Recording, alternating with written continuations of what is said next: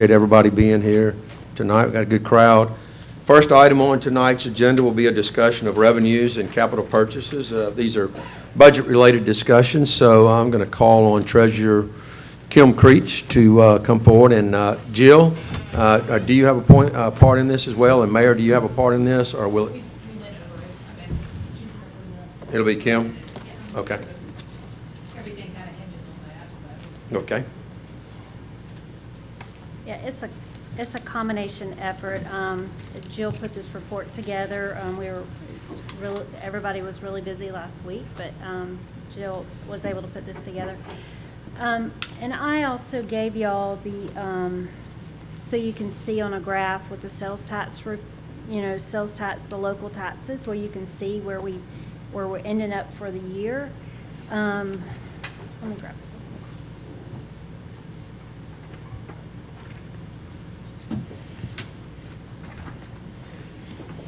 This hits the big dollars that you're going to see, and if we look at the sales tax for this fiscal year, I just ran these numbers, and you can see with comparing to last year to this year, having COVID-19, we still ended up, compared to last year, truly sales tax numbers is 2.77% higher than what it was last year. So just want to start off with that to show you where we, with having COVID-19, I feel like the city of Fairhope is very fortunate to have some grocery stores here that, people, even though they couldn't go to the restaurants, you could tell they continue to spend money in areas that still need it.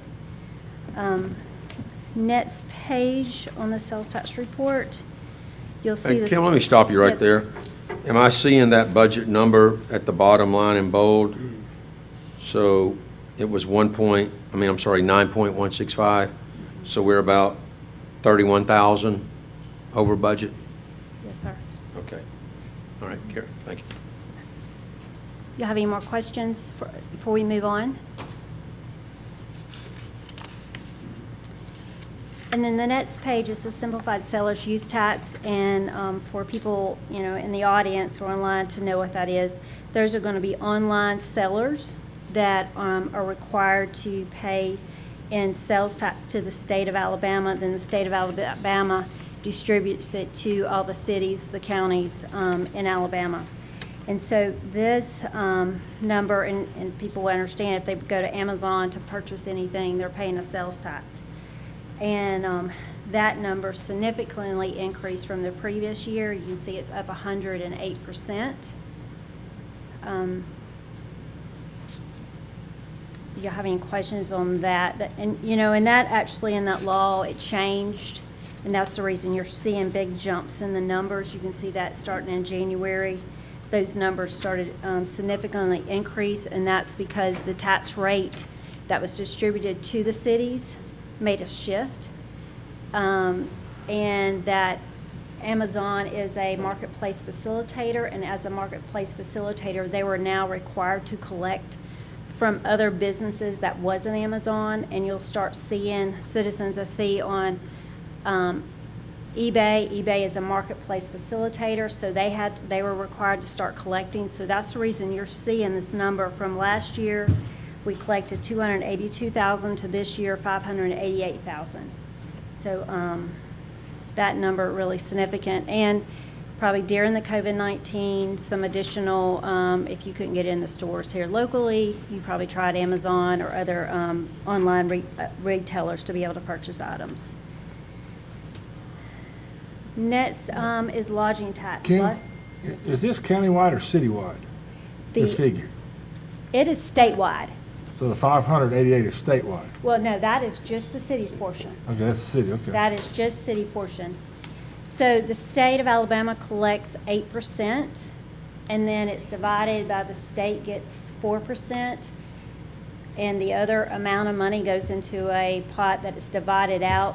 I believe the number 60% goes to cities, and it's based on population, so it's important that we get our population number correct for the census, because that determines how much each city receives from the city portion and you're competing with all cities statewide. So if you're a town of 20,000 people and you don't have much of an economy, you get the same amount as another city with a booming economy with 20,000 people? Yes, sir. Yeah, that makes a lot of sense. That's the way the allocation is. Mhm. If you're watching state, that's my comment. Next is our lodging tax. Y'all know during the COVID-19, this is the area for the city of Fairhope and many cities that took the hit was on the lodging tax. Ending for the year, and this is cash basis, we are down 15.51% in lodging tax. We were really doing good up until the COVID-19 hit. Our economy was doing very well, but the lodging tax is the big hit for the city of Fairhope. So, do you have any questions on that? Yeah, do you have any accounting for short-term rentals and the impact of VRBO, Airbnb on these numbers? I do not have that detail without us going, I can get that to break that down, how much of that is short-term rentals. We would be able to gather that information. That'd be good, just in the, maybe in the budget, in the full budget. Yeah, you can see it's that. going to be hard for us to tell that. We can look at short-term rentals, but those are going to be individuals, businesses that's going to file. It's not necessarily going to be Airbnb is not going to file on their behalf. It's going to be responsibility of that property owner to file. Are we auditing that? I know that we used to have, the police used to go online and check those properties, check the listings, and make sure that they're licensed and we're collecting those taxes. I'm not in with that day-to-day, but I will check that and get that information out. But we have that happen in code enforcement, their daily check, we have all the online. Okay. And I think we get news every month around 30 or so a month that are out there practicing, just coming out business. Okay. Thank you. And next on your sheet is your ad valorem tax, and these numbers come from the county. They give us the projections of their collections when we're doing our budget, and then this is paid out through the year, and you can see that we came in just a little bit above budget.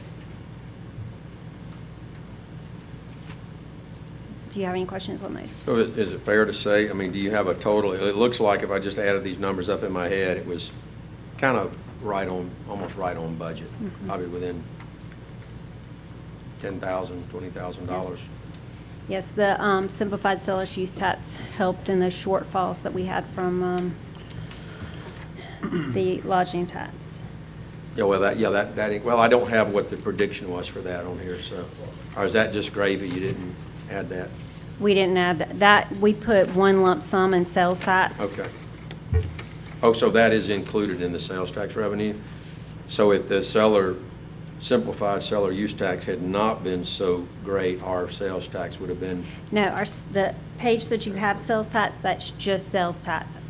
Okay. So I went in my graphs here that you see, 17, 18, 19, any seller's use tax that was included in that number, I backed those out so that you're truly looking at sales tax when you're looking at actuals. Okay. That is true sales tax. And then I made separate graphs so that you could see what was truly simplified seller's use tax. Starting in fiscal year 20, we started breaking that out in the general ledger, so it's easier to report.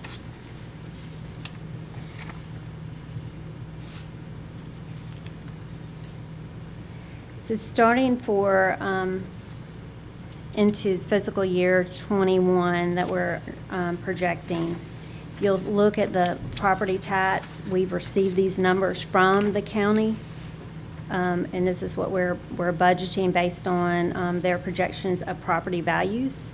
And you'll see that it is increased, but the number is $6,628,414. Everybody on this sheet now?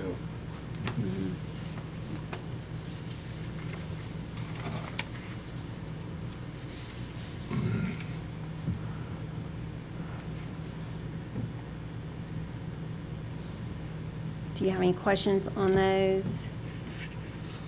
Were you going to go through the rest of that? I didn't know if you were going to go through. Well, I don't know how much you want me to, how detailed do you Let's want go me through it. to? Let's at least go through that first page of The first that page. spreadsheet on revenues. And the local taxes, which we just went over, you know, the big numbers in here. And then you'll want to see that we're projecting for 21 of $10,969,250. And you'll see it's just a little bit above what we budgeted in 2020. I'm sorry, Kim, you're losing me. Where is this? I'm just going through on the local taxes, front page. What? Show me what you're looking at. This page, right? Yes, sir. Oh, okay. All right, go ahead. License and permits, we're looking at projecting a $4,739,500. Now, if y'all have any questions as we go, the details on the next page. Fine and forfeitures, $200,000. Court revenue, $36,000. Adult recreation is $36,500. The recreation department, $431,000. Golf department, $1,116,000. State of Alabama, $70,000. Total of interest and rents, $323,501. Marina revenue, we're projecting that to be up compared to 2020 of $624,500. Total for charges and services, just slightly down from what we budgeted in 2020, $5,062,500, and total other revenues, $675,500. So comparing to 2020 budget, we're up just slightly, a total of $30,912,665. Y'all have any questions, council? Yeah, why is the other revenue 1.7 million projected for the end of this year? Why is that so much higher than previous?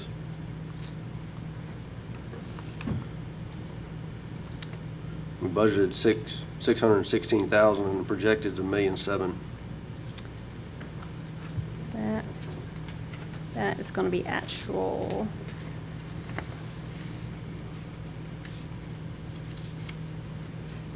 Do you know what numbers?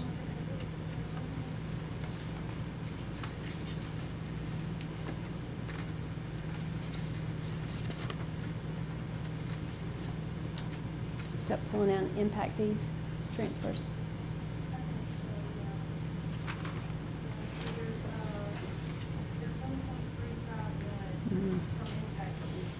So that is a transfer from impact fees, and that's going to be related to the park purchase, that we use that revenue for the Gotcha. property on 32. Okay. So it was income from ourselves, Yeah. right? Yes, sir. Yeah. Mhm.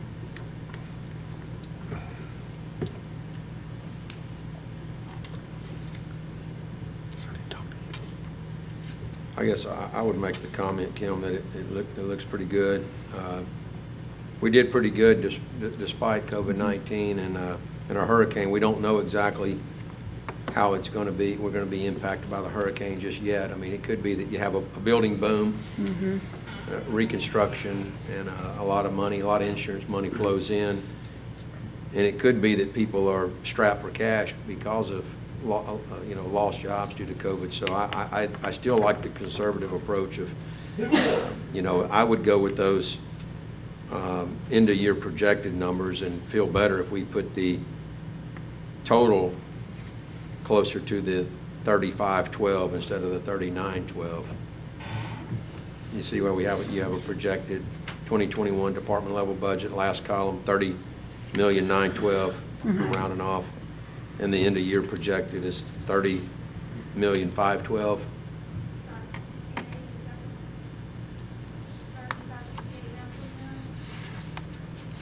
I'm sorry, Jill.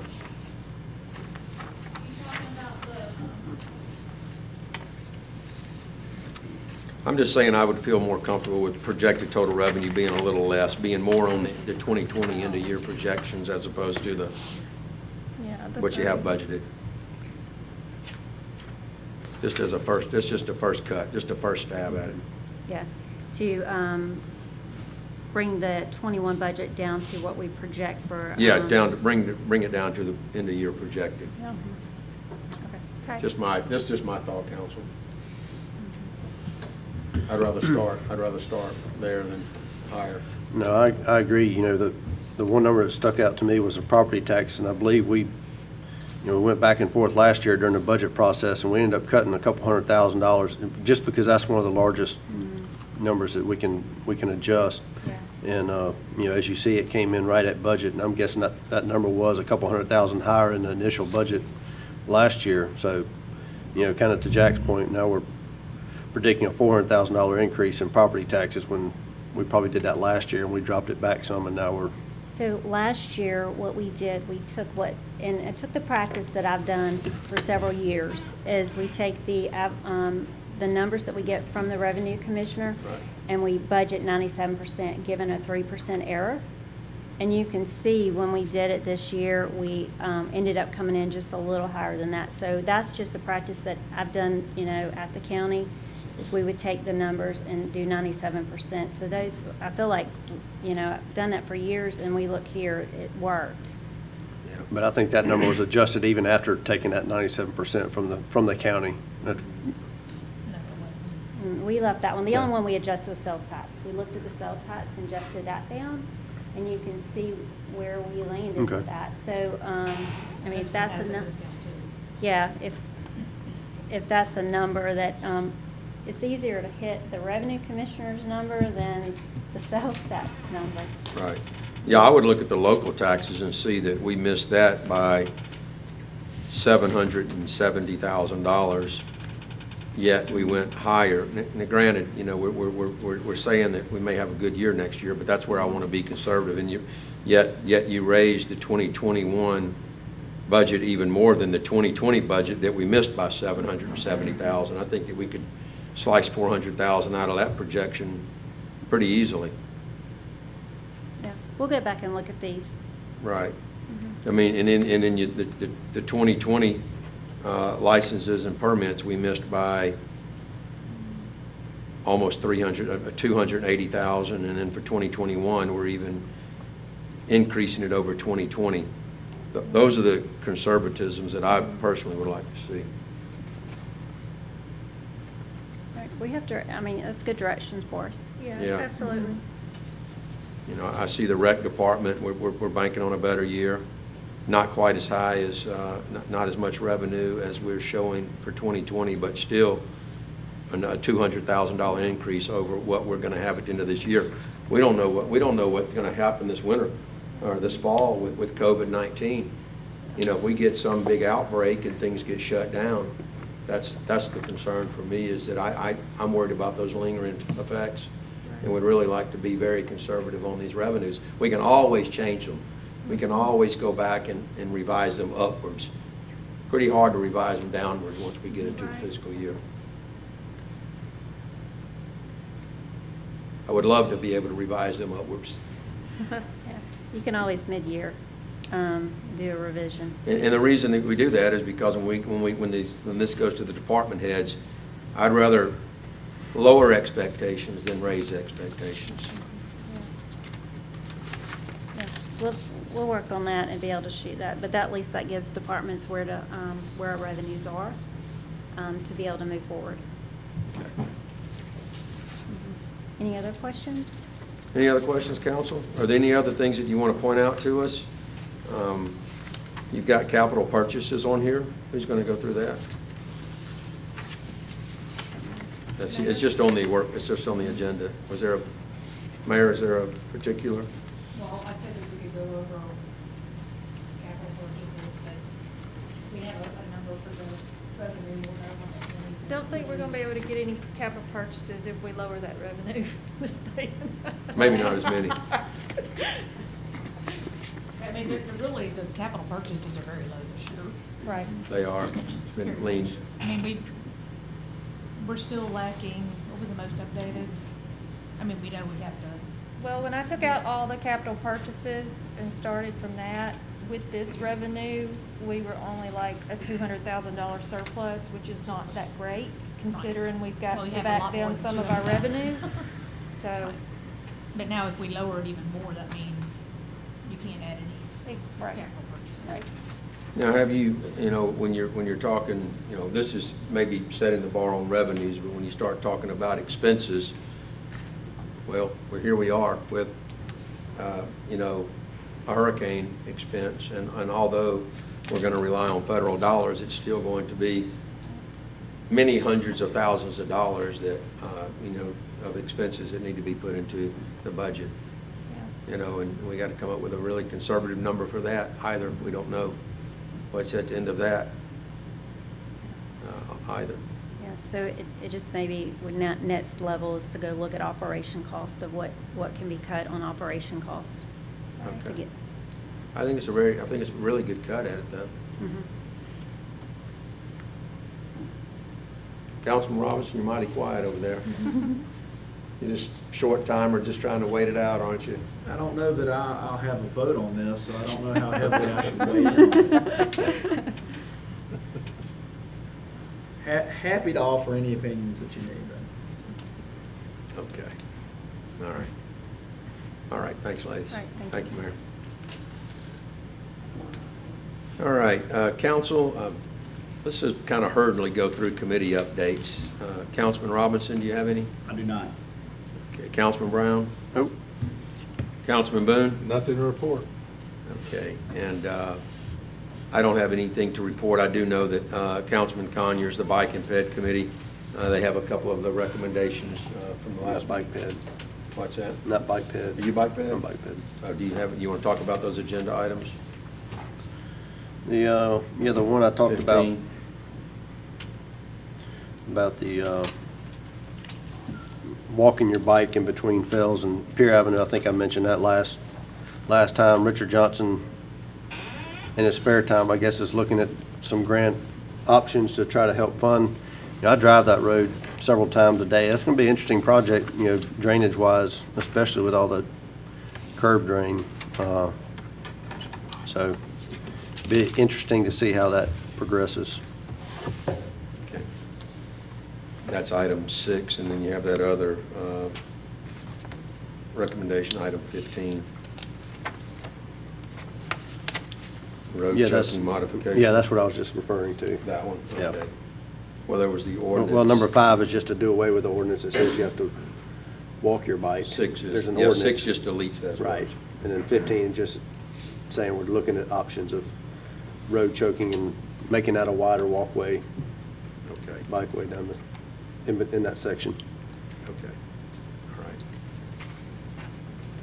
Okay, I don't have any committee reports. Let's go ahead and go into department head reports, and Mr. Allison or Mr. Johnson, which one of you want to go first? I know that we want to hear from both of you on the recovery efforts from Hurricane Sally, and I know that I speak for the mayor and the entire council in thanking all of the utilities and all the public works and all the staff, even administrator staff that did everything from, pick up around City Hall to serve meals and just pitch in where they could. So thank you for all your tireless efforts for that. And thank y'all for your support. I know you'll hear more with that when the committee, the council comments. And I'll try to be brief and succinct. I did put together PowerPoint, and I gave you a note sheet, so if you want to make notes on it with the actual slides, they're going to be put up.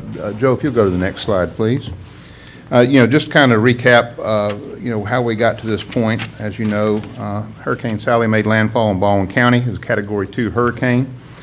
Damage was significant within our city limits and our utility service territories. Landfall did come in the morning hours of September 16th. Interesting in this storm for us, the majority of the damage was wind-related. Surge and flooding was minor compared to the damage caused by tree failures. The day of landfall, the city did enact our pre-placed contracts with our debris removal and disposal contractor, Crowder Guff, and our debris monitoring contractor, True North. By Thursday, September 17th, we had notice to proceed to both of those vendors. We held a kickoff meeting on Friday morning, September 18th. The same day, Crowder Gulf was able to sign and secure a lease for the debris management site, which is located on the north side of County Road 34, just east of 13. And on Monday, September 21st, debris collection began. We were the first jurisdiction in Baldwin County to start. We are tied with Daphne. I'm not proud of that, but we at least were not second. Our contractor initially certified 5 tandem trucks, which represent 10 units, meaning each truck has a body and a trailer. And just for comparison notes, if we send our whole fleet of trash trucks out on a heavy day, the best day we will have is about 235 total yards of material collected. This contractor yesterday did 31 times that amount. Okay, so just to put it in perspective, that they have equipment that is sized and designed for this type of operation. You see the weekly stats. Monday, and when we use the word certified, in order to ensure that we get reimbursed to the fullest maximum, FEMA requires that the origination and destination of every load is tracked from cradle to grave. So our monitoring firm hired 16 right now, and they want more, and he can give his name out in a little bit for anybody who wants a good paying short-term job. Every load is tracked, monitored, GPS stamped, and electronic tickets are passed along until the product is eventually put into the landfill after reduced. On the first day, it took them a while to get certified, get the GPS all worked out, and they really only worked about 3 hours. But as you can see, they went from Monday the 21st at a little over 1,000 cubic yards to Sunday, yesterday, of 7,230 for the week-to-date collection of over 30,000 cubic yards. Today, the contractor had 10 trucks, 20 units, they're tandems, mobilized. We'll be at 12 trucks by Wednesday, and goal to have 15 trucks running by a week from today. So that ramp up is going. We get every day a report that we are able to track in GIS, and it's a big map on a small screen, but every one of those dots indicates a loaded truck, which is somewhere around about 2/3 of 120 yards on average. And there's a lot of dots on that map, even though when you look at that map based upon the end of business yesterday, if our tonnage estimates are right, that still only represents about 7.5% of the total amount of volume that's out there to be moved. Can I ask, let me stop you real Yes, quick, sir. Richard. And counsel, feel free to step in if you have some questions. Have we put this out to the public just so people kind of know where they've been? We certainly we can. We're pushing that out to the public? Okay, because people have asked me, and this is a great representation of what we've done. Okay, fantastic. Are those GIS locations? Yes, those are actually GPS lats and longs. Now, understand that capture occurs when the truck declares himself full on the site. So, for example, if they start at the end of a cul-de-sac and they work their way down a segment of the street, when that snapshot is taken, this map doesn't really show the breadcrumb of where the truck came from. It just where it was when it declared itself full and was ready to go to the debris management site.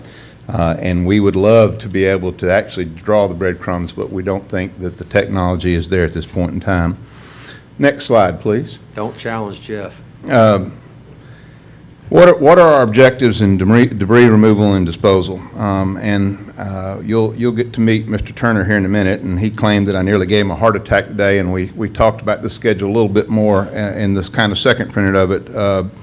And I will lay on the fact that when we first met and kicked this thing off, he really thought that there was a good possibility him and his contractor are out of here by Thanksgiving. But the reality of it is, as we start to have a better grasp of just the volume that's out there, that may have been highly optimistic. But this is our objective.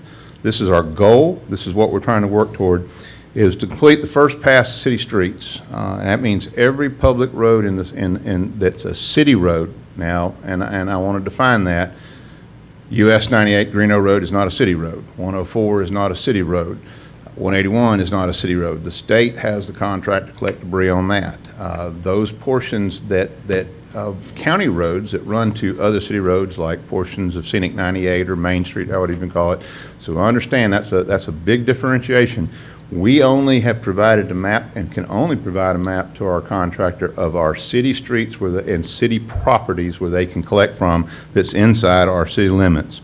The second pass, for our first pass, our goal is 0 to 28 days. 4 weeks is that every street has been gone down once by the debris contractor. Second pass, we think, is about a 21-day goal. So that's day 29 to 50 days. And Mr. Turner said his goal, when that second pass is made, that we have collected 80% of the debris that's out there.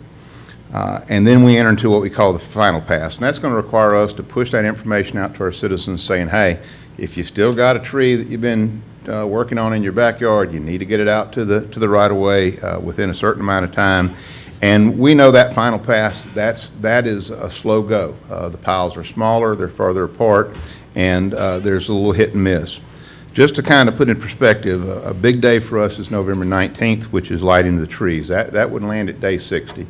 Mr. Turner and his staff is guaranteed, as far as the part of town that would be affected, you'll never know there'll be a hurricane at that time. And but we will still possibly be doing some mop-up work post-Thanksgiving. His goal today, we hadn't seen the report yet, was to be at 10,000 cubic yards a day average. And understand that number will continue to climb, and then as the number and size of the piles decrease, you'll see that number drop off because there's more windshield time between piles to collect. What are the opportunities that we're dealing with?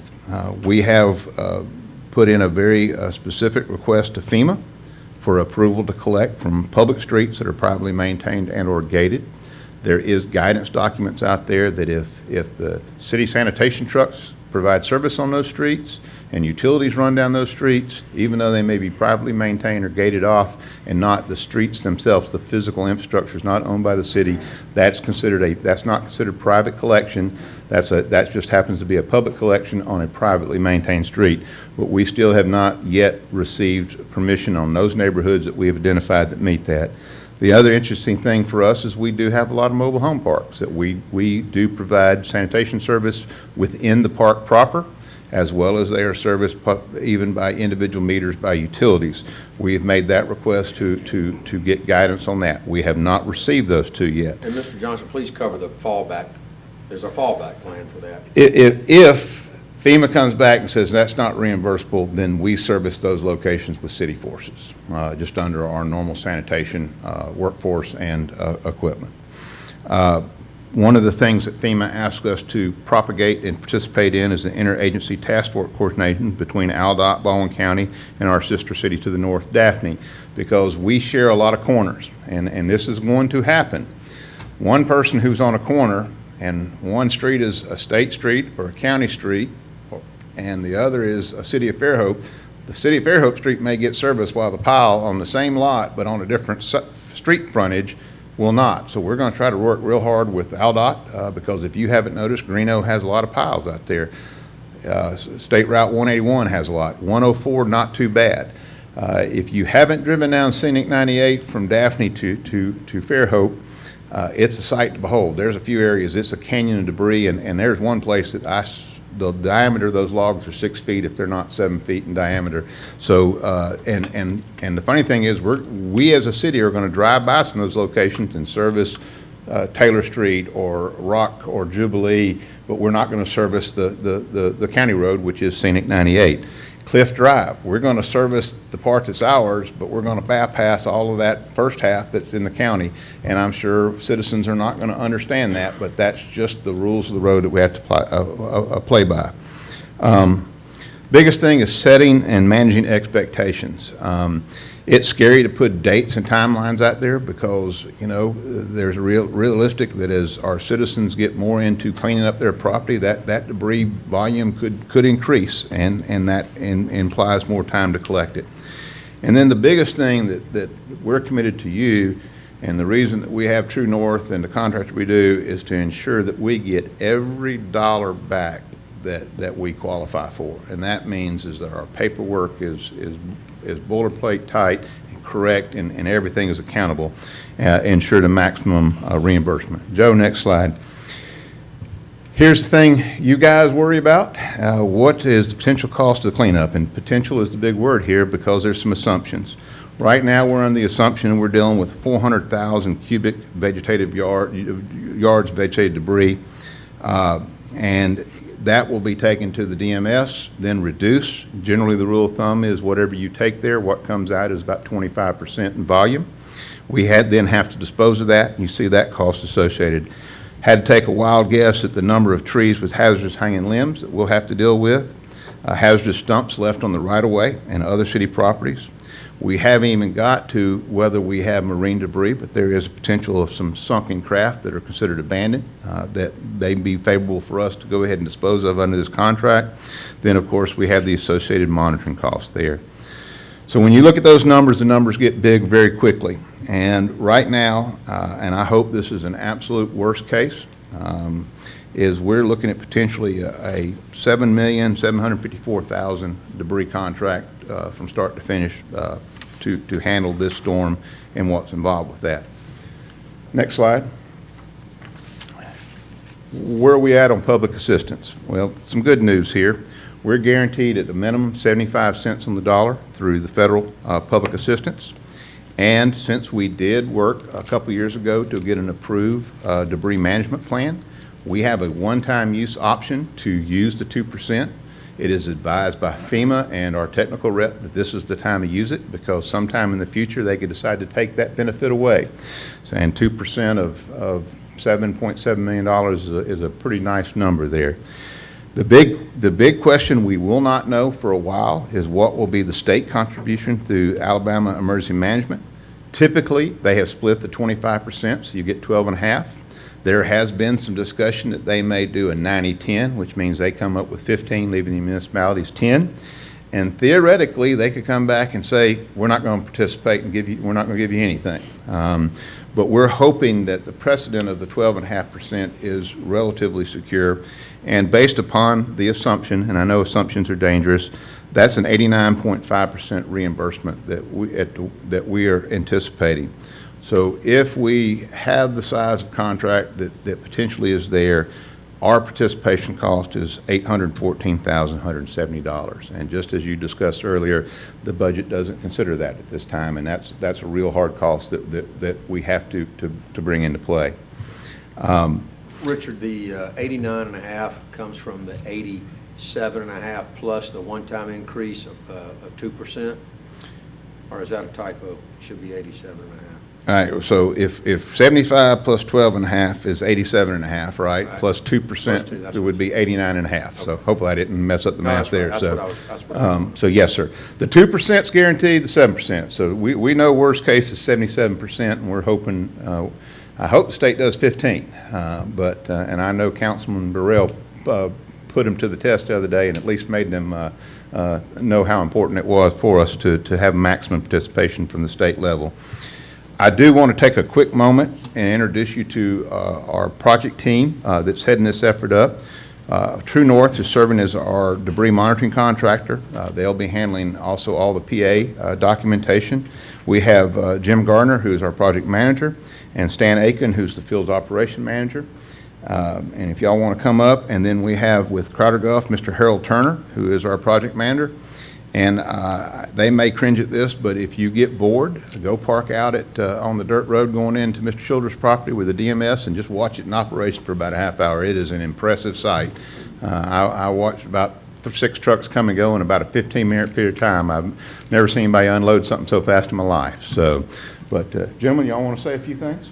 Yeah, my name's Jim Garner. I'm project manager for True North Emergency Management, and Stan Aiken is our operations manager. I don't know if you all have any questions.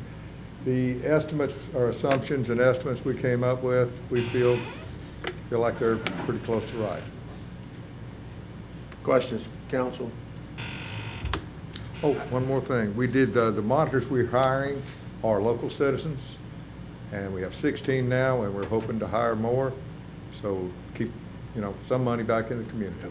So did they go through a one-day training course for that, or more than that, 8 Yes, hours sir. training or so? They went through a training course, then on the job training course after that.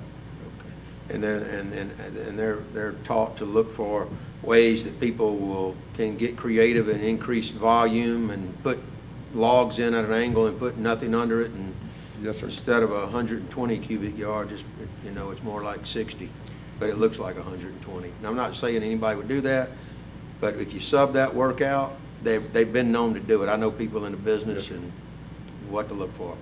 Yeah, we could give you all we give a spreadsheet every day. It's got the load calls on the spreadsheet, how much is in those trucks. Also, we have supervisors in the field. For every 5 or 6 monitors, we have supervisors that bounce around back and forth with them, helping them out. And got a great staff, great people from around here. Well, we appreciate you being here. Welcome to the city where everybody wanted their yard picked up yesterday. Standard.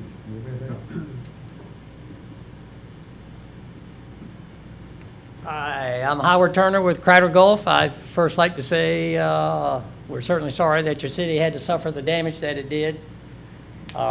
We are thankful that you had the confidence in our company to bring us in to try to return your city to normal as fast as possible. And that is our goal, is to try to bring the city back to its pre-storm condition in as quick a time as possible, and certainly in as efficient manner as we can. The first week is always a little test of just getting everybody geared up, knowing where the streets run north, south, east, west, and just how it all works. One unusual thing about this city is you have a lot of city streets lying out in the county that are not connected to the central city. So a little bit different for us to figure that out and get ourselves together. But I think we have all the mapping down now, and we're in pretty good shape. Everybody knows where they're going. I've found my way around. I've rented a little place. I'm one of those short-term rentals that you got going on, so I'm helping what little part I can. So our operation at the DMS is a very smooth operation. We're expanding that every day. We're opening up a little more so we can bring in more trucks. You have to have an efficient flow. 100 trucks don't do us any more good if they sit on the street for 3 hours trying to get in and get out. So it's not a number of trucks effort totally. It's a nice, smooth, efficient flow, and that's what we're going for. I think that 15 truck number will be a good number. If we need a few more, we'll bring them in. But we're expanding our DMS and getting that right. We're starting to grind tomorrow. We'll start hauling out the chips on Wednesday, and it'll just be a hand-to-mouth sort of operation. So you want to see something fun, come out and watch that grinder eat a tree this big in about 3 seconds. So it's impressive, I'll have to say. But much more than that, we're going to be diligent in our work. I did make the promise that I'm going to be here to watch those lights get turned on, so you can whip me at the post if that's not that doesn't happen. So I'll be your man. But anything we can do, any special needs or anything, if you just feed it back through to us, we'll do our best to handle it. Mr. Turner, we appreciate you being here and your response You're time. more than And welcome. like I said, I know people they're always going to say you didn't get to them quick enough. We Yeah. understand that, so I'm sure you're probably used to that in this line of work. But Used to it. One little thing different in this one is I've had 3 calls, not in the city, but 3 calls from outside the city saying they had an emergency situation where it's piled up so high they can't get out of their driveway and everything. And unfortunately, I had to say, unfortunately, I got about 300 in front of you. Yeah. It's unbelievable how much debris has been Right. pushed a little too close to the road. Right. But we're working hard on trying to get to any area we can. So people will ask, if we were to have ramped up, and Sunday was roughly 7,000 cubic yards, and some more trucks arriving today, maybe some more arriving, at least one more maybe This week we'll tomorrow. be adding It's going to 5 be more up to trucks. about 10,000. Can we assume that by the time you get the 15 rolling and they know the streets, that we're going to be up around 15,000 cubic yards a day? Well, as we've been working to the east because there was so much damage in the central part of the city and everything. Still a lot of lines down and tight. And if you've seen one of these trucks, you know that we just can't make the turn and go anywhere Sure. without effort. So we've started in the east, which is close to the dump. Right. I don't think our number will increase. We kind of I are see. That feeling makes like sense. 1,000 yards per truck, but as we move west, that's going to fall off because we get more windshield time. So some people ask, what's the rationale? So some of the rationale is you just have to have your routes cleared to get to the sites as Sure, well, right? sure. Okay. And so I'm kind of looking at about 900 yards per truck per day is our goal. They are mechanical, so you know what I'm getting ready to say. Somewhere along the line, there'll be a flat tire, there'll be something and want to come and go, but this contractor that we have working with us has nice equipment, a lot of late model, good-looking stuff, and those problems should be minimal.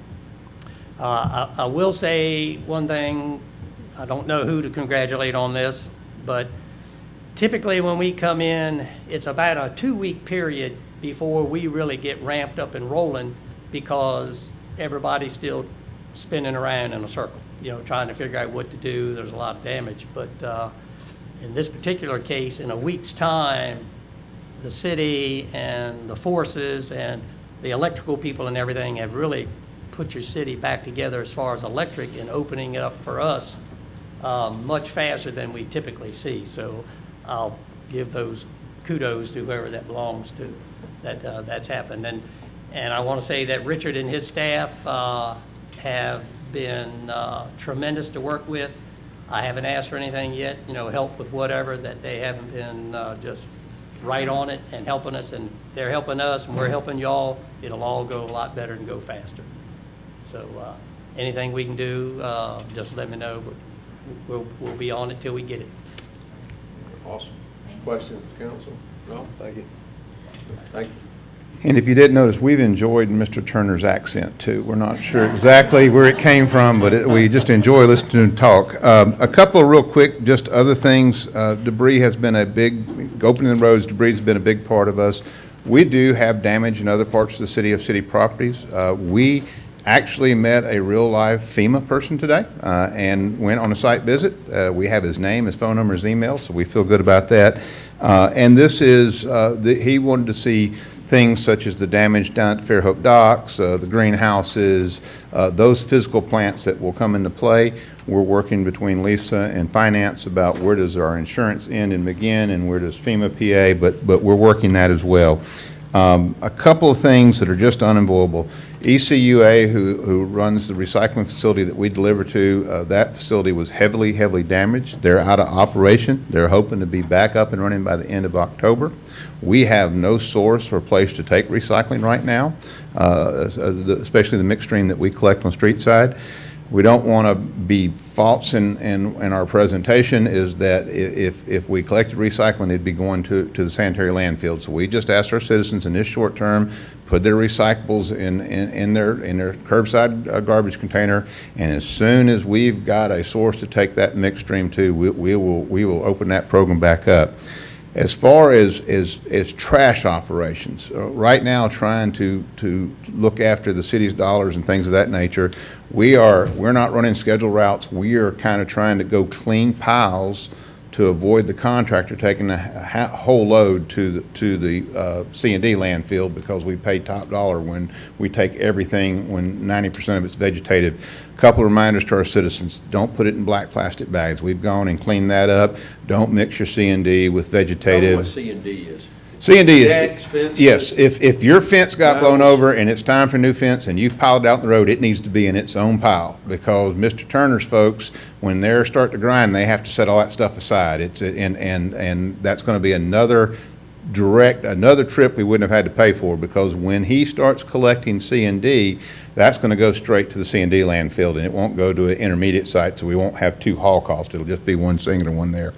So we're running select trash on things, the white goods and things that it's more cost effective for us to handle. And then hopefully we'll get the private roads boiled down, and if we've got to take that on, then we'll move to that and concentrate there with our forces on that. Curbside garbage is back up in regular schedule. So last night in the wee hours, Monday got picked up. Tonight starting about 1 a.m. Tuesday, and we'll be on regular schedule on that going forward. I do want to thank Crowder Guff. We coordinated, and I got a text. School is starting on the 30th.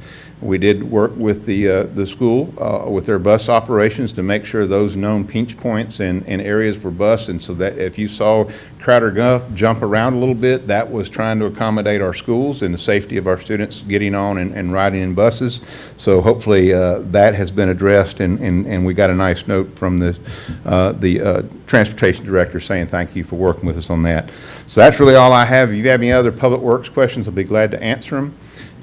And just to jump ahead the agenda, the pedestrian bridge, if you'll want to wait a month on that, that project was hot and heavy before hurricane, and now I don't think the single tax and us are going to move on that sidewalk till that street is cleared.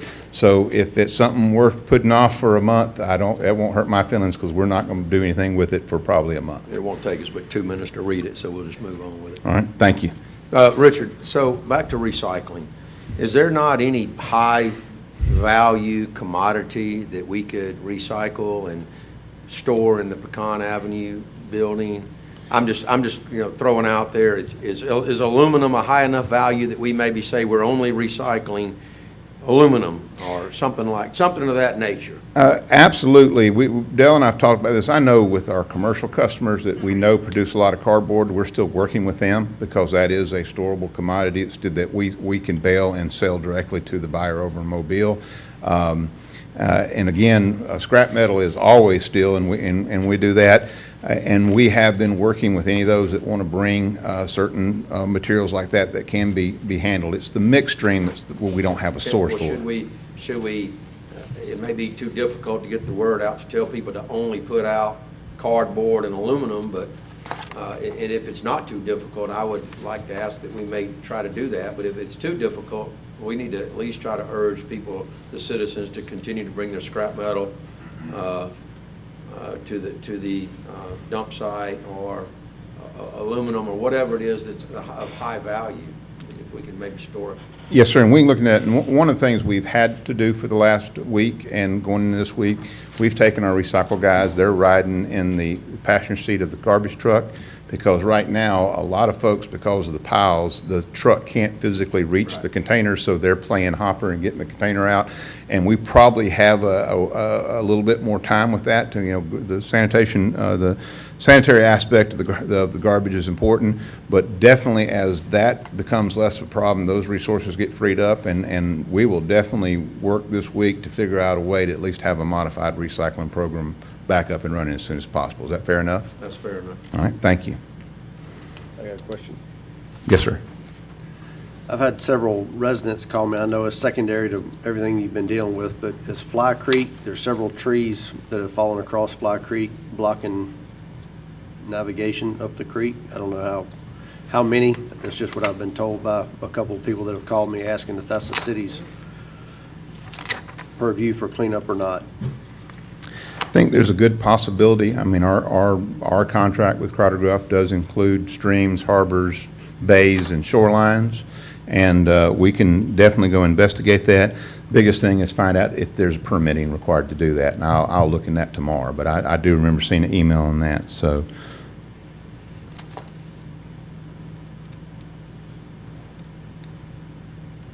Where does the property line extend to on that creek, Robert? To the edge of the water. Edge of the water. Edge of the water. Yeah, and it would be a case where probably, just like with the right-of-ways, Clearing the if a road. tree has fallen from private property to public, the reality of it is the contractor is going to cut that tree off at the approximate right-of-way line, take everything on the public right-of-way and dispose of it, and leave what's behind. The stream would be the same way. Basically, the water's edge up, they'll Right, clear, that's what I was and everything back stays right where it was, Right. so. Thanks, Richard. All right, thank you. All right.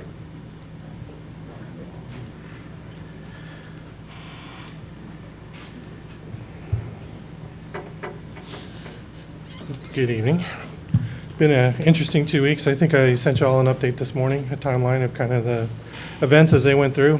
I just want to start off by saying that each and every employee of the utilities did an outstanding job.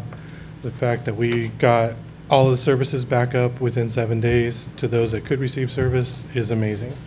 And that's a lot of coordination between the mutual aid crews, the volunteers that were helping with everything, inter-department helping between gas and water, helping other departments, electric pitching in, things like that. It was truly an amazing feat that the employees did to get everybody back on that quickly. So I did get a call from the governor expressing her gratitude and the state of Alabama's gratitude, which was very heartfelt, and I appreciated that. So, Go ahead, I've got a question. no, that's, if you have any So, questions from what I sent you this Council, something I morning. wanted to bring up, and if we had time in the work session, I think this might be an opportune time. I'm going to ask you a couple of personal questions. They're completely loaded, but they're to help maybe you and some other people out that work for the city. Michael, your salary, right? Yes, sir. And so when you're out there working, how many hours a day did you work on average? 15, 16 hours a day some days? probably? Basically, yeah. The first Okay. week was 90-something, second week was 70-something. Are you getting any overtime pay for that? I Yes. approved overtime. They are So, getting overtime pay yeah, for that? once it went to an emergency declaration, all the salaried Okay. employees within utilities did get overtime. They basically reverted to hourly. I wanted to make sure that you were getting compensated with overtime pay for time over 40 hours. Now, I wasn't sure that the salaried employees were able to. Yeah, we to did do claim that. We did do that. So all the salary employees basically over the last 2 weeks have been put on hourly. So they took our annual salary divided by 2080 and then calculated that out from there. But it was straight time? No, it was time and a half. It was time and a half? Mhm. Okay. Is that what's in the handbook? Yes, sir. Okay. Okay. My question was just to that, to make Mhm. certain that we didn't need to make any changes to that. Right, and actually, in my experience, I'm very grateful for that. That's not common. Usually it's kind of take a couple days at the end of the event or something like that. So, yeah, this made me, and I'm sure most of the salaried employees, feel good to know that they were getting compensated for those hours, because everybody did, public works, utilities, everybody put in a ton of hours. Yeah. And Jack, could I ask a question to follow up with that? Absolutely, yeah. So, and I looked at the handbook earlier today, and as far as directors are concerned and salaried employees, when we declare a state of emergency, that shifts over and the salaried employees go to hourly for that period of time. Mhm. But do we have anything in there, and I think I already know the answer to this, for hourly employees who are actually there working during the storm versus those that are not called in or not allowed to work on those days? No, and that is an item that we probably need to address somehow. But no, the employees that were at home getting admin leave, and then employees that were there working at the same time were all paid for 8 hours. Yeah, I know that's just kind of the way it falls sometimes, but Mhm. for those that were working, some of which were working out Tuesday and Wednesday when things were very Correct. bad at times, Yeah. for them to be compensated in the same way for those that didn't have to come in at all Mhm. seems a little unfair to me. And I don't think our handbook specifically addresses that issue. It does not. And so I think I would love for us to find a way to do something for those people to the extent it's allowed by law, to the extent it's financially feasible for the city, Mhm. for us to take care of those employees that did that. Yeah, I know every one of my departments had people working Tuesday evening basically until it was unsafe to do so. But also, in the event it's not feasible, because I know there's some reimbursement issues at play, if it's not, I think it's definitely something that the council should consider making a change to, so that in the event something like this happens again, that those would be maybe reimbursable through FEMA if it's something that the city If it's possible, follows yeah. through. I'd look at those opportunities. You got to be careful. It's not, if somebody had to stay at home because they're not in a certain department and they couldn't show up for work, it's not their fault they can't go to work either. If power's out in the building, they can't get to work. I mean, it's your chosen profession. And if you're unfortunately, I hate to say this, but if you're a lineman and it's a storm, you're going to be out working. If you're a utility worker, you're going to be working some tough hours. Well, and Mike, the other thing is, as far as utilities are concerned, I don't know many of the utility workers over the last week that were only working 8 hours a day. No. And so they're still getting time and a half though for. Anything over 40, they'd get time and a half for. Yes.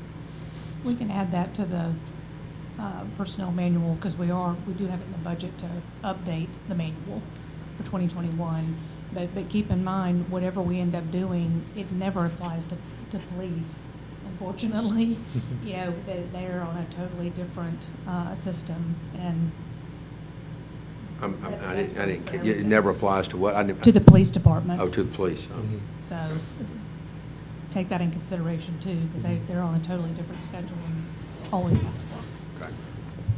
I did want to kind of tag on to one of the things that Mr. Johnson mentioned. We did meet with FEMA today, and his goal was to see damage. He wanted to see damage. And so he looked at me, and I'm kind of like, I don't have a lot to show you because we already got everything put back in the air. I couldn't show him damage. So I showed him a couple gas services that were still temporaried up and things like that. But as far as electric goes, we had everything back up in the air. So, but yeah, nothing but. Is there a stockpile of broken poles somewhere you could take him to? They were kind of just taken care of as with the vegetation, things like that. You know, there's still a couple transformers scattered around the city we got to pick up, things like that. But it was just a tremendous job from all the utilities employees.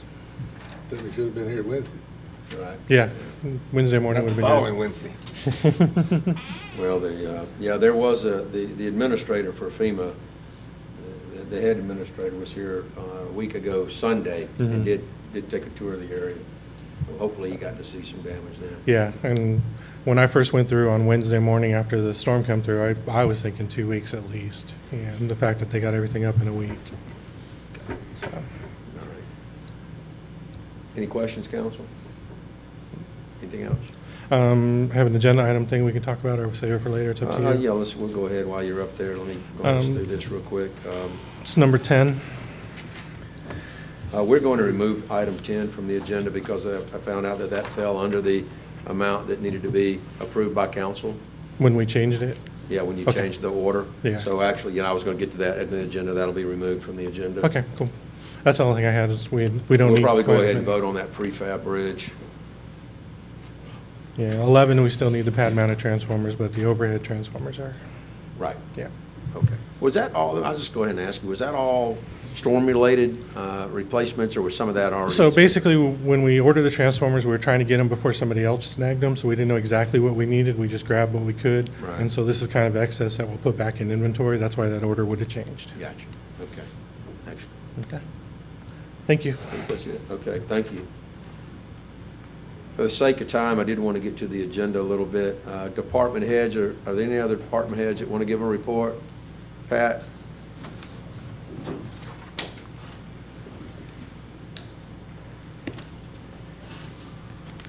Just to give you an update where we are, Parks and Recreation helped the first 3 days after the storm. We assisted Public Works clearing streets. We, believe it or not, we have a backhoe and several chainsaws in our department, so we jumped in there and helped as well.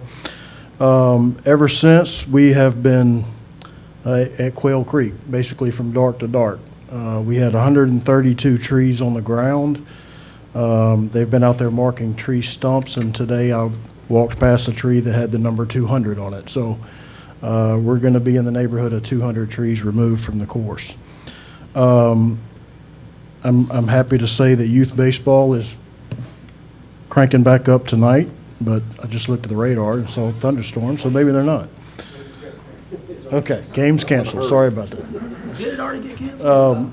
But I will say that, our department is working very diligently to get these kids back on the fields and whatever sports they're playing. We realize that kids have pretty much gotten the shaft this year, so we want them to get out and enjoy themselves.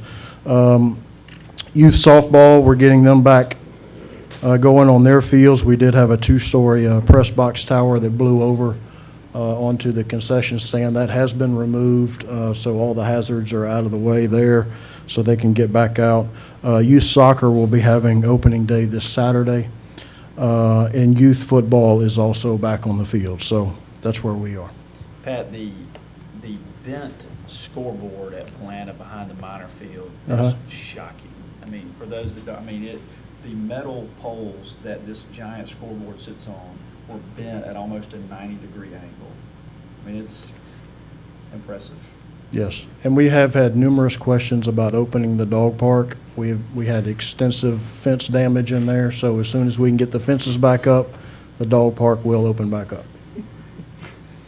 They're going to straighten that scoreboard up, put larger I-beams on it this time? Probably.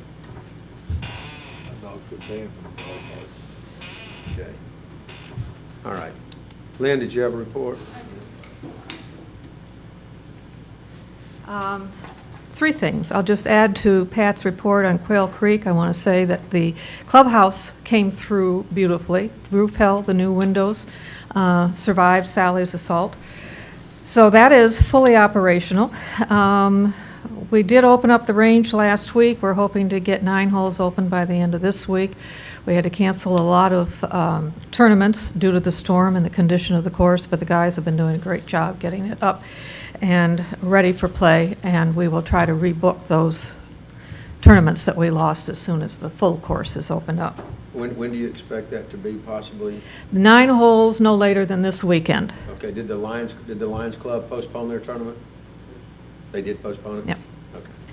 I knew that was. And I think the builders postponed theirs as well, but Brian will be getting in touch with everybody to reschedule those. We figure as a result of the storm, our lost revenue is about $3,000 a day, and that puts us at about $42,000 through today. But hopefully, once we're open, we'll start making some headroads into that. At the marina, we suffered some severe damage to old bulkheads and the roof that covered the covered slips. I guess the insurance company is going to be down there on Wednesday, and FEMA has already checked it out, and we're going to get a budget quote to replace the roof on the covered slips. The collapsing bulkheads at Sea Dock have been temporarily shored up, and the docks blocked off so that nobody will walk on them, but that bulkhead was pulled away from the land. Was that due to rain? That was just due to the constant rain? I think probably that was the biggest part. It's erosion. That was an area that was already in trouble, but willing or capable of surviving without this additional damage. The dock behind the shrimpers, or at the shrimpers behind the fuel, we have land erosion there. Most of that area is filled in land that we're on, and it started eroding. We started creating our own little mini Grand Canyon of the Fairhope docks, and it was stretching its way out to the fuel tank. There's a temporary cure to that, but that is temporary, and we need to take a look about replacing that bulkhead and just how much we want to do, whether we want to bring it in to where the land was eroded, which lengthens the slips and gives us the opportunity to bring in larger shrimpers who would like to get here with larger slips, but that's to be determined. Our most pressing problem right now is the stormwater deposit. We've lost 2 feet of depth at the fuel dock, which means larger boats cannot get in to fuel up. That's going to start tanking our sales before very long. One of our shrimpers says he's got 2 feet of water, or less than 2 feet of water under his keel at high tide. So we're looking at having to do some dredging there. We're checking into the yacht club to see if they had similar damage. This is when, looking back, hindsight's always 20/20. We wish we had gone ahead with a dredge. We could have been out there taking care of it ourselves. But we will have revenue loss as a result of these. We lost about $9,000 to $10,000 worth of fuel when we couldn't sell. We are open and able to sell, but not at our previous numbers. We're going to talk to the Corps of Engineers and see if we can talk them into coming down and doing the dredging, but I doubt that that's going to happen since we still don't meet there. FEMA funds for that? Hopefully. I mean, we would certainly throw that in.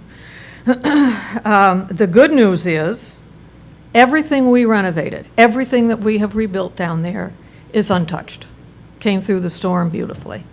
That's the new roof on the hangout itself, all the bulkheads and the docks that we had put in held. So that's a good test for what we have to replace. We know how to replace them, and we know what to do to weather the storms. Because we have to move boats around, because of the damage to Sea Dock, we've had to cancel some slip reservations in order to move our boats into current empty slips. And that's we're estimating that until we get up and running and everything repaired, we're probably going to lose about $3,000 a month in slip rentals. So it's important to us to get these things in, because that's how we survive down there. Over a year ago, the Fairhope docks put together a hurricane plan, which proved itself with Sally. And I want to thank the following citizens who volunteered to be part of that plan and those who just showed up to help the marina manager. Derek Booth, Glenn Barefoot, Robert Berry, Charles Kubiak, Michael Dingman, Scott and Lacey Johnson, Ben Walker, Captain Dale Croy, and Rich McClellan. These folks showed up before the storm hit. They secured all the boats. We lost not one boat. Any boats that we're getting rid of because they were abandoned were declared abandoned prior to the storm, but at Fairhope docks, we didn't lose a single boat, thanks to the efforts of these volunteer citizens. Several of them stayed during the storm and made sure all the boats were safe. They helped with a cleanup to allow access to the marina after the storm, using trucks and chainsaws to clear the roadway. They provided food, water, grills to cook the food and dishes during our time without power, and they even provided showers and shelter to those who needed it during the recovery efforts. And these are our citizens who care about Fairhope docks. And I want to add that Stacy Earls, who is a marina employee down there, could not get to the docks during the storm, but has been there ever since and put forth a tremendous effort in helping our citizens. And one final thing, it's personal to me. I hoped when I was assigned to be the pod manager that I would never have to do it. It's the job nobody wants. But we had to open up the point of distribution from the 18th to the 21st, and most of them are Parks and Recs volunteers. Between the National Guard and these volunteers, we didn't need to call in citizens who called and asked to help us. We manned it from 8 in the morning till 6:30 at night, or 6 o'clock, 6 o'clock at night. Leslie Green served as my assistant pod manager. The National Guard, we had 8 a day, and I have to tell you, it was kind of fun to have command over very competent military personnel.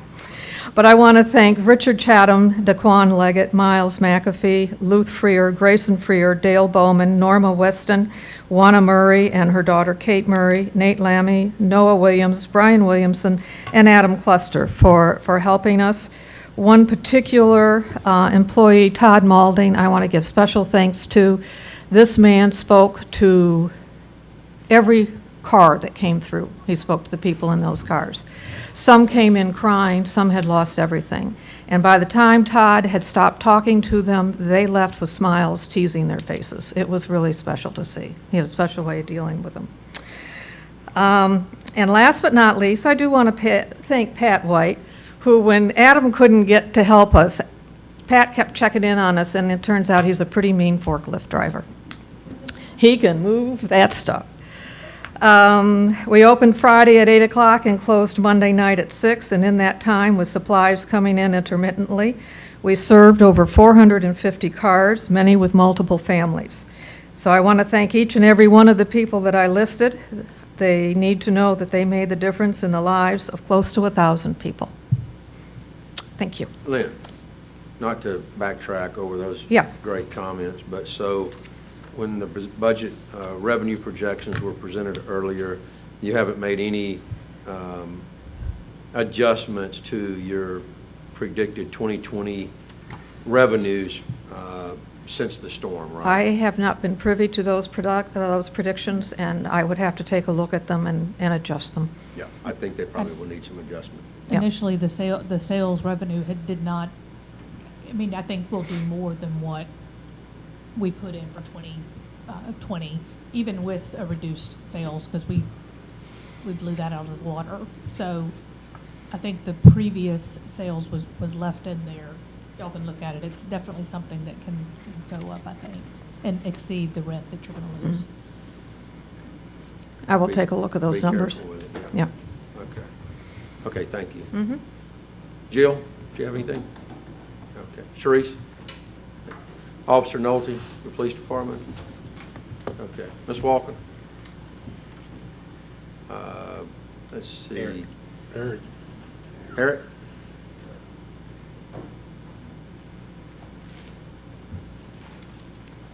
A couple of things. One of them we need to kind of get your opinion on. But first, we had 4 assessment teams. Our responsibility is to go and do visual damage assessments. Initially, we looked at almost 3,800 houses.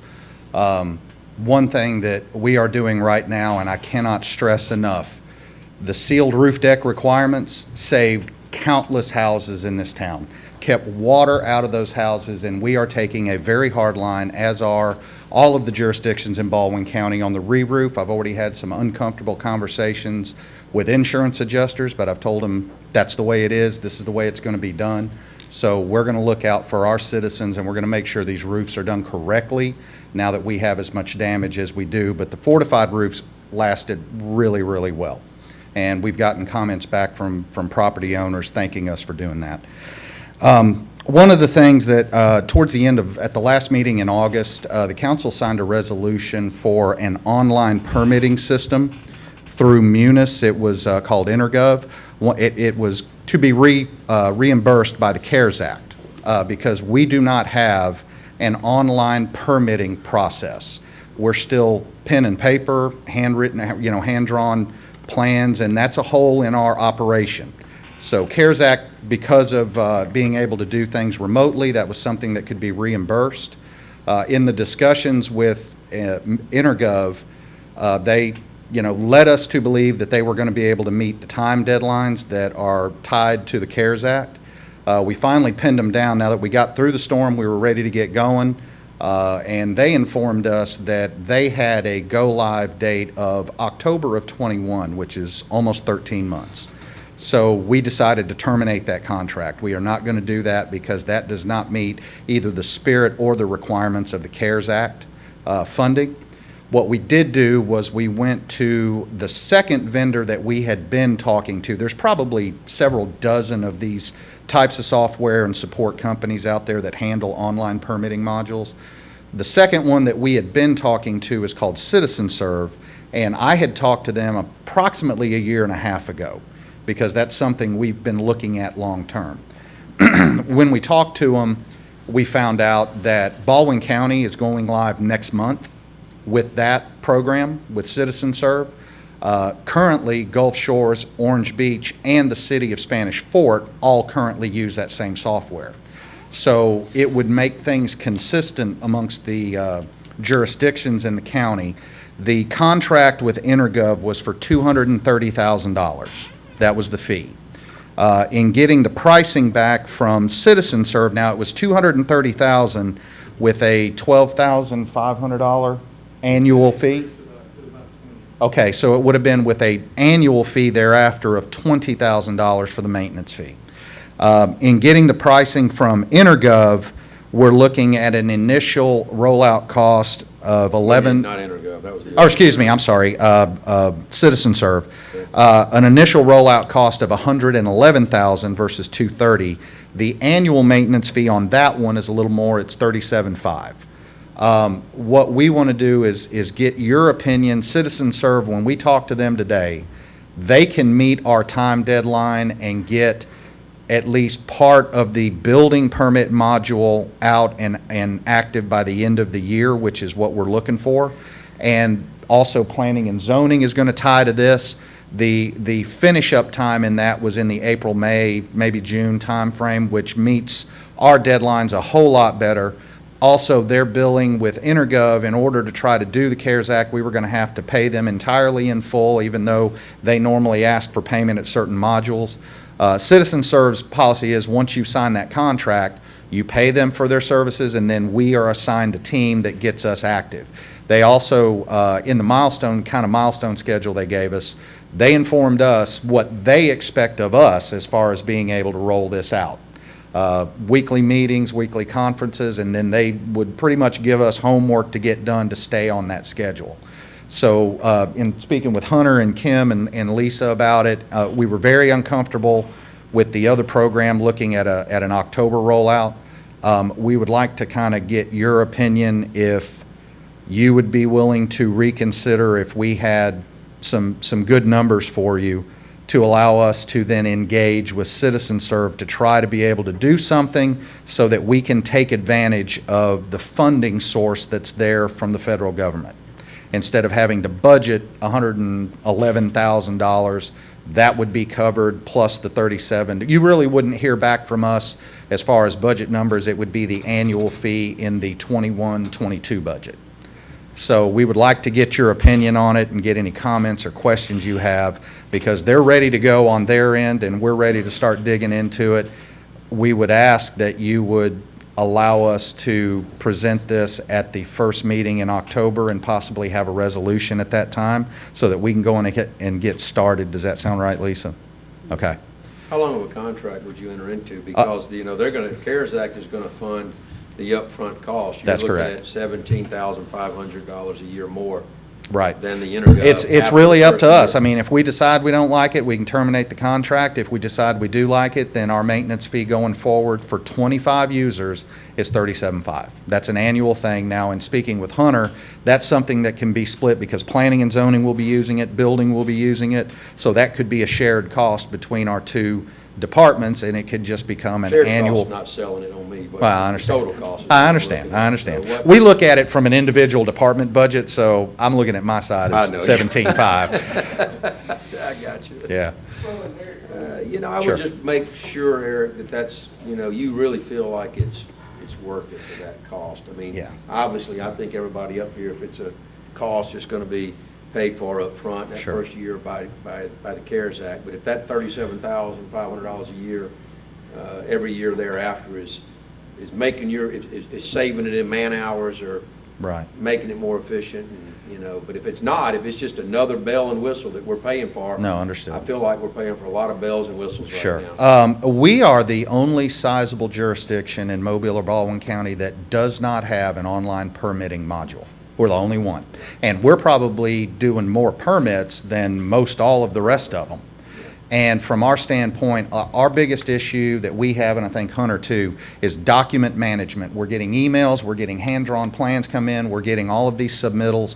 We get this question from the builders all the time, especially during COVID when we had the offices shut down. They wanted to know, can I submit these online? And we were allowing them to email them in, but then we'd have to print plans, we'd have to do it, but it was very, very cumbersome. I've been looking into this for almost 2 years, but the numbers were big for me to try to come to the council at those times and say, hey, we're asking for $120,000. If we can get that cost covered by CARES Act and meet their requirements as far as implementation, it would be very, very helpful to us, yes. Do we have to put that out for bid, or can we say that because it violates the spirit of the CARES Act and getting this out quickly, that we can move with the second lowest bidder? As long as it's a custom software related in the bid law, if you're looking at it as being custom for City of Fairhope, then we wouldn't have to have it as a bid. I don't believe we bid the first time. No, Because they customized. because it was custom. software. They were Yeah. just quotes? They were That's just correct. quoted? And they The framework, yeah, we customize. that's correct. completely. Yeah. Do y'all have any problem with him getting it on the next agenda then for approval? Okay, if that can get us going, I know, Hunter and I would be for it. I know the builders, and I think Robert's asked me before about this because he gets questions from the builders about being able to do this remotely. And like I said, that has been a hole in our process for years. Are you gentlemen okay with that being on the next agenda? Okay. And do want to mention a numbers game. We did have, the planning department is the only one that doesn't have any digital file management at all. That was budgeted a couple of years ago, I think $50,000 to spend on that to use Munis. That was never implemented. Okay. So that $50,000's there. And then with something we did with GIS, there was also $125,000 budgeted that we haven't utilized. A couple of months ago, we got a $1,300 a year. No, it was 12,000, I think, KCS. Contract, so that buys a lot of time for that 125,000 or 175,000 with what we're kicking into this pot to cover that, so, in the maintenance. Yeah, the other quick benefit for us is that Baldwin County is transitioning to Munis for their financial software and Citizen Serve. We're already on Munis, and this would allow us to be consistent. Plus, we share a ton of information with Baldwin County about parcel, tax data, and us all being on the same system will help that information flow go a whole lot better. Much We more got about efficient 4 for us. minutes left. Yes, sir. Yeah, Sorry. but it's also a benefit to our applicants. That's the Yes, sir. big one. Get it on the next agenda then, get with Okay. Lisa. Hunter, while you're up there, do you have any report? Just a quick, with what happened with the storms for the planning department, our planning commission, we missed some deadlines that are state required. There's a couple of deadlines that you just can't mess around with announcements and advertisements, and us being closed and not being able to get to those. We're not going to be able to hear a lot of cases this month, so we had to make some quick decisions, also deadlines of incoming cases. So we put a freeze for 1 month on new cases. We're going to, we've got a couple of extensions we've got to get, but we'll resume back and see if we can catch back up in November. So we'll carry over this month's meeting on the November 5th. I believe that's a Thursday, since the new council and positions are on a Monday. So the Thursday, we will have our planning commission. It'll be a very short one. And then in the December, we will come back with this month's cases and catch back up. So thank you. Thank you. Michael, did you cover electric and water? Do we need to go through those departments?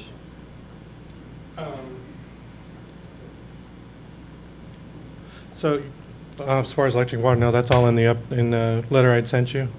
I did have one thing I just want to make you aware of, and I talked to Kim and Lisa. So on the document that I sent you, we had gotten in a vendor for Gulf Coast Underground and their vac trucks, and they basically pumped 500,000 gallons of raw sewage from lift stations that were overflowing and took it to the plant. So those guys were running almost 24/7. They had a route set up and things like that. We made that call as an emergency because we had all the overflows going on, and we just need to make you guys aware that we're probably going to get about a $225,000 bill from them for that service, but that'll be part of the FEMA, I think it's Group B or whatever, reimbursements. So that we called for anybody that had vac trucks to get here and start vacuuming out our lift stations that were overflowing, and they were the ones that could respond. So, but I did want to make you aware of that. But again, they kept about 500,000 gallons of raw sewage out of the bay. So, Thank you. thanks. Kim? Okay. All right, let's go ahead and adjourn. We need to start the council meeting here in just 2 or 3 minutes if we can. Thank you.